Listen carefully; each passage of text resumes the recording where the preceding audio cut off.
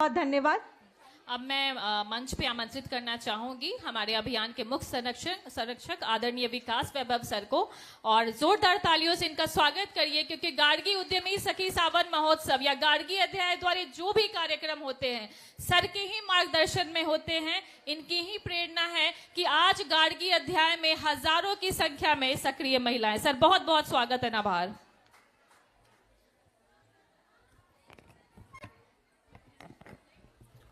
धन्यवाद। गार्गी अध्याय द्वारा आयोजित गार्गी उद्यमी सखी सावन महोत्सव में यहाँ उपस्थित बिहार विधान परिषद की माननीय सदस्य अनामिका सिंह जी, यहाँ उपस्थित राष्ट्रीय महिला आयोग की पूर्व सदस्य रहीं सुषमा साहू जी, बिहार महिला आयोग के अध्यक्ष अप्सरा मिश्रा जी, गार्गी अध्याय की मुख्य समन्वयक डॉक्टर प्रीति बाला जी, यहाँ उपस्थित अभियान के मुख्य समन्वयक राहुल सिंह जी, ओपी सिंह साहब, यहाँ गार्गी एडवाइजरी कमेटी से जुड़ी डॉक्टर बी प्रियम जी, निशा मदन झा मैडम, जिनका हर कार्यक्रम में हमें सहयोग मिलता है, नीतू कुमारी नूतन जी, जो भी दिल्ली से लेकर बिहार के हर कार्यक्रम में हमारे साथ जुड़ी रहती हैं, विधु रानी जी, डॉक्टर बिंदा सिंह जी, यहाँ उपस्थित इस कार्यक्रम के लिए जुड़ी सभी सदस्य हैं। अब सभी का मैं हृदय से अभिनंदन करता हूँ। ये तीसरा वर्ष है जब सावन के महीने में उद्यमी महिलाओं का एक महोत्सव गार्गी अध्याय के द्वारा मनाया जा रहा है। आज जब इस अवसर पर मैं आ रहा था तो मैं यही सोच रहा था कि जितने लोग इस अभियान के साथ आज जुड़े हैं, लगभग व्हाट्सएप ग्रुप्स के माध्यम से पूरे बिहार में 2,25,000 से अधिक लोग आज एक ही संकल्प के साथ जुड़े हैं कि कैसे अपने बिहार का भविष्य उज्जवल हो, कैसे एक विकसित बिहार का निर्माण हो। इस बड़े लक्ष्य में सबसे महत्वपूर्ण भूमिका यदि किसी की हो सकती है तो निश्चित रूप से नारी शक्ति की हो सकती है। समाज जब भटकाव महसूस करता है तो उसमें कुछ लोग ऐसे होते हैं जो उसको दिशा देने का प्रयास करते हैं, और यदि महिला दिशा देने का प्रयास करे तो उसका प्रभाव वर्तमान पर भी पड़ता है और भविष्य पर भी पड़ता है। 2 पीढ़ियों पर उसका प्रभाव पड़ता है सीधे रूप से। जैसे रथ को यदि हम देखते हैं तो 2 चक्र यदि उनमें सामंजस्य नहीं हो तो रथ की गति नहीं हो सकती, लेकिन दोनों चक्र में यदि सामंजस्य हो तो रथ पूरी तीव्रता के साथ गतिमान हो जाता है। समाज में स्त्री और पुरुष उसी प्रकार से 2 चक्र हैं। बिहार की यदि बात करें तो बिहार प्राचीन काल में अग्रणी क्यों था? क्यों यहीं से अखंड भारत के साम्राज्य का निर्माण हुआ? क्यों यहीं विश्वविद्यालय तब स्थापित हुए जब ऑक्सफोर्ड और कैम्ब्रिज की कल्पना भी नहीं थी? यदि बहुत गहराई में जाएंगे तो हमें समझ में आएगा कि गार्गी का महत्व क्या था, क्यों उस काल में हम ये सब कर सके।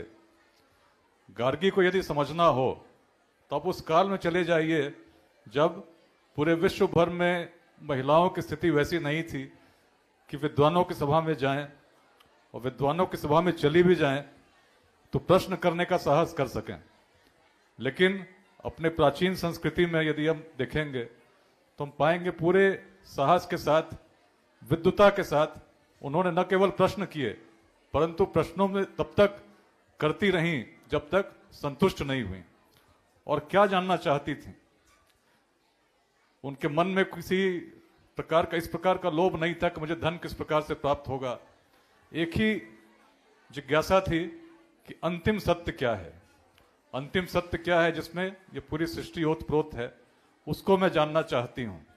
और जब तक आप मुझे समझा नहीं देते तो जिनको सभी ने उस समय का सबसे बड़ा विद्वान चुना था, उनको भी मैं विद्वान नहीं मानूंगी। तो इस प्रकार की भावना कि जब तक सत्य को स्वयं से अनुभव नहीं कर लेती हूं, तब तक सत्य को बताने वाले को श्रेष्ठ नहीं मानूंगी। और इस प्रकार का संवाद हम लोग अपने उपनिषद में पाते हैं। बिहार भारत में अग्रणी रहा, उसका कारण उसकी सोच थी। यदि गार्गी और याज्ञवल्क्य के संवाद को हम समझेंगे तो बहुत कम शब्दों में एक कहानी जो वेदांत की कुछ दिनों पहले मैंने साझा की थी।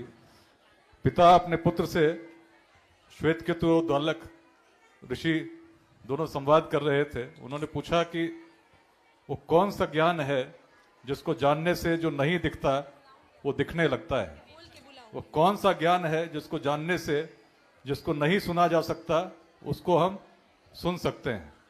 वह कौन सा ज्ञान है, वह कौन सा तत्व है जिसको जानने से जिसका चिंतन नहीं किया जा सकता उसका चिंतन किया जा सकता है। तो पुत्र श्वेतकेतु बड़े अचंभित थे कि ऐसा कौन सा ज्ञान हो सकता है और कैसे उसको जाना जा सकता है। कुछ इसी प्रकार की जिज्ञासा गार्गी की भी थी और बहुत स्पष्ट तरीके से उस समय महर्षि उद्दालक ने समझाया। पास में कुछ मिट्टी के बर्तन पड़े थे। उन्होंने पूछा क्या दिखता है, तो उसने कहा मिट्टी के बर्तन है। तो उन्होंने कहा इसका मूल क्या है, उसने कहा, पुत्र ने कहा मिट्टी है। मिट्टी ही तो है, बर्तन के स्वरूप अलग अलग हैं लेकिन है तो मिट्टी ही। तब उन्होंने कहा कुछ बगल में स्वर्ण के आभूषण पड़े थे, ध्यान से देखो तुम्हें क्या दिखता है। तो पुत्र ने देखा, उसने कहा स्वर्ण है, रूप रंग अलग अलग हैं, आकार अलग हैं लेकिन है तो स्वर्ण ही। तब पिता ने कहा जिस प्रकार से मिट्टी के बर्तन देखते हो तो तुम्हें मिट्टी दिखती है, स्वर्ण के आभूषण देखते हो तो तुम्हें स्वर्ण दिखता है, उसी प्रकार से अगर समस्त सृष्टि को देखोगे तो अलग अलग स्वरूप में जो सर्वत्र व्याप्त है, जो परम तत्व है वो तुम हो। तत्वम असि, तुम वही हो। अहम ब्रह्मास्मि, मैं वही हूं। प्रज्ञान ब्रह्म, अयम आत्मा ब्रह्म। 4 महावाक्य जो इस पूरे वेदांत को परिभाषित कर सकते हैं, अपने बिहार की देन है। और इसी बात को महर्षि याज्ञवल्क्य ने तब गार्गी को कहा कि ब्रह्म ही सर्वत्र विद्यमान है और हम सभी उसी में ओतप्रोत हैं, आकाश भी उसी में ओतप्रोत है, जमीन के नीचे भी वही ओतप्रोत है। और ऐसे में उस संस्कृति की बात सोचिए जिसमें इस प्रकार का भाव आ जाए कि हर तत्व जो सर्वत्र है वो आप में भी है, वह तत्व जो सर्वत्र है इनमें भी है, वह तत्व जो सर्वत्र है पुरुष में भी है और स्त्री में भी है, तो भला भेद कैसे करेगा? उसे तो सर्वत्र वही दिखेगा। और ऐसे में बिहार की संस्कृति की महानता के तत्व इसी दर्शन से आते हैं। जब हम पाते हैं जातियां बिहार में थीं, लेकिन जैसा जातिवाद आज हम देखते हैं, अगर तब रहा होता तो मगध में नंदवंश की तुम कल्पना भी नहीं कर सकते। उस प्राचीन बिहार की यदि बात करें, पूरे विश्व से तुलना करें, तो नंदवंश का उदय अपने आप में एक बड़ा उदाहरण है हमारी बौद्धिक दृष्टि का, कि व्यक्ति यदि योग्य हो तो किसी जाति का हो, इससे कोई फर्क नहीं पड़ता, शासन कर सकता है। उस प्राचीन काल में ऐसी कल्पना कहीं नहीं थी। यदि उस प्रकार का जातिवाद रहता तो आचार्य चाणक्य भी चंद्रगुप्त की जाति खोज रहे होते, लेकिन सोच अलग थी। इसलिए वैशाली स्थापित हुई जिसमें 7,707 गणराजा चुने जाते थे, जाति के आधार पर नहीं। ये बिहार की महानता थी। आज जब हम संघर्ष करते हैं, अभी कुछ दिनों पहले अनेक सावन के कार्यक्रम देख रहा था, फेसबुक पे देखता हूँ, ट्विटर पे देखता हूँ, मैंने देखा बहुत लोग अपने अपने जातियों के समूह में भी कार्यक्रम मना रहे हैं और बड़े गौरव के साथ साझा कर रहे हैं। उसमें कोई गलती नहीं है। जातियां बिहार में तब भी थीं, लेकिन ऐसा जातिवाद नहीं था। गार्गी अध्याय एक ऐसा अध्याय है, उन्हीं विदुषी जिनको वो दृष्टि थी उस तत्व को समझने की। यहाँ जो भी जुड़े हैं, कोई किसी जाति का प्रतिनिधित्व नहीं कर रहे, कोई किसी संप्रदाय का नेतृत्व नहीं कर रहे। और यही इस अध्याय को सबसे विशेष बनाता है, जो बिहार की प्राचीन दृष्टि को लेकर आगे बढ़ने के लिए महिलाओं को हर बंधन से ऊपर उठकर जोड़ रही हैं। शिक्षा के उद्देश्य में आज पूरे बिहार में 14 जिलों में 27 निःशुल्क शिक्षा केंद्र चल रहे हैं। 2000 से अधिक बच्चे लाभान्वित हो रहे हैं। अनेक विदुषी महिलाएं, नम्रता जी बैठी हैं जो पूरा समय दीघा के केंद्र में देती हैं, अनुभूति जी आई हैं, यहाँ पर खगड़िया से प्रीति बाला जी के नेतृत्व में सभी लोग अलग अलग जिलों में योगदान दे रही हैं और 22 केंद्र केवल विदुषी महिलाओं के द्वारा आज स्थापित है। कोई साधारण काम नहीं है। पिछले 4 वर्षों की यात्रा में 22 केंद्र हम स्थापित कर रहे हैं और एक केंद्र अभी भागलपुर में भी प्रारंभ होने वाला है। तो ये बताता है कि यदि महिलाएं अग्रणी भूमिका में आए तो समाज में किस प्रकार से परिवर्तन हो सकता है। उद्यमिता एक बड़ा क्षेत्र है जिसमें बिहार को आवश्यकता इसलिए है क्योंकि विकसित बिहार की जो कल्पना है, आज बिहार में पर कैपिटा इनकम मात्र 5,028 रुपये है, जबकि सिक्किम में 48,000 है, दिल्ली में 38,000 है, तेलंगाना में 29,000 है, गुजरात में, महाराष्ट्र में, केरल में 23,000 है, आंध्र प्रदेश में 20,000 है, बिहार में केवल 5,000 है। पलायन यदि होता है तो उसका कारण है कि व्यक्ति को यदि दिल्ली में 38,000 कमाने का अवसर हो और बिहार में मात्र 5,000 कमाने का अवसर हो तो पलायन कैसे रुकेगा। लेकिन यदि हम विकसित बिहार की कल्पना करते हैं और 2047 तक स्थापित करना चाहते हैं तो एक बड़ी क्रांति चाहिए और ये क्रांति केवल और केवल उद्यमिता की ही हो सकती है। बिहार के वर्तमान विकास दर पर यदि हम बढ़ते हैं, उससे अधिक भी बढ़ते हैं, 15% से भी बढ़ते हैं, तो पर कैपिटा इनकम 5 वर्षों के बाद केवल 10,000 पहुंचेगा, 10 वर्षों के बाद केवल 20,000 पहुंचेगा, जिसके आगे आज ही भारत के अनेक राज्य हैं। तो 10 वर्षों में भी इस गति पे हम बढ़ते हैं, जिससे आज हम बढ़ रहे हैं, उससे अधिक से बढ़ते हैं। आज हमारी गति लगभग 9.2% है और करंट प्राइस पे 14.5% है। एक बड़ी छलांग की आवश्यकता है और बड़ी छलांग तभी हो सकती है जब बड़ी संख्या में महिलाएं भी उद्यमिता की ओर आए।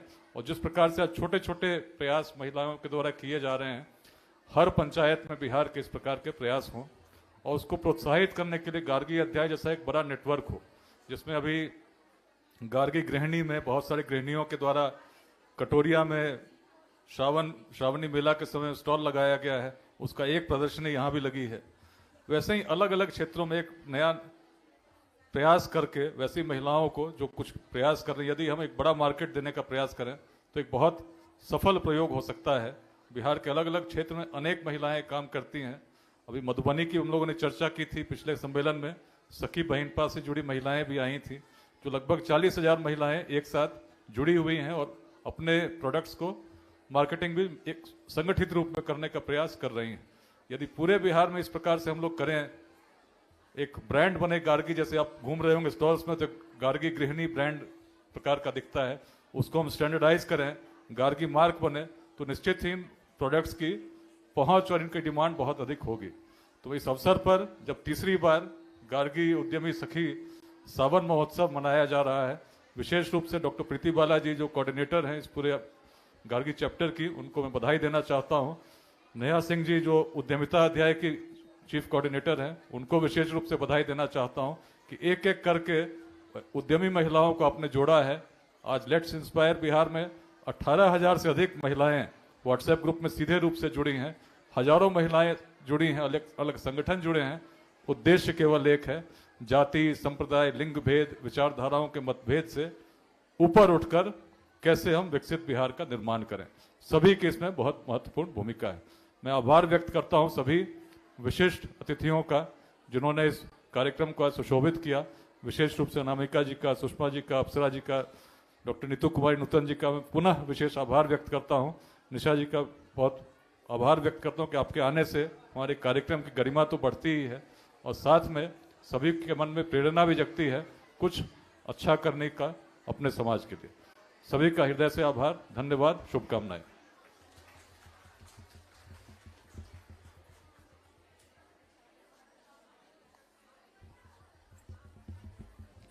बहुत बहुत धन्यवाद सर। अब मैं बुलाना चाहूंगी फरहान आज जी को, जो कि शिक्षाविद हैं, और मैं चाहूंगी कि वो आगे का कार्यक्रम वही होस्ट करेंगी। तो एक बार जोरदार तालियों से स्वागत करें फरहान आज जी का।